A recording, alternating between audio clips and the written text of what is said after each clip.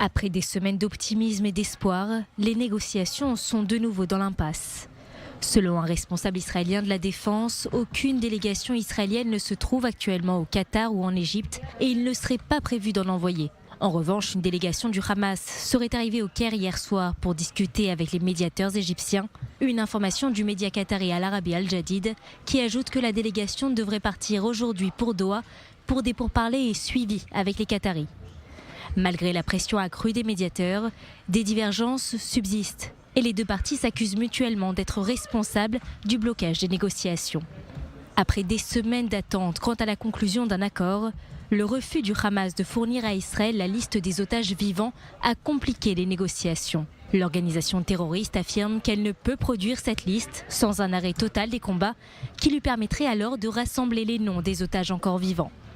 Mais Israël réfute ces allégations et souligne que le Hamas a pu localiser et filmer des vidéos de certains otages lorsque cela servait ses intérêts. En effet, les vidéos de 2 otages israéliens ont récemment été diffusées.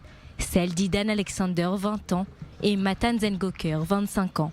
Alors que beaucoup s'interrogent sur l'état des otages toujours détenus à Gaza, le djihad islamique palestinien mène lui aussi une véritable guerre psychologique. Le groupe terroriste a déclaré que l'un des otages qu'il détient avait tenté de se suicider il y a quelques jours en raison de son état psychologique. Une équipe médicale serait intervenue pour empêcher le suicide. Aucune information cependant sur son identité, mais selon le djihad islamique, il faisait partie de ceux devant être libérés dans la première phase de l'accord.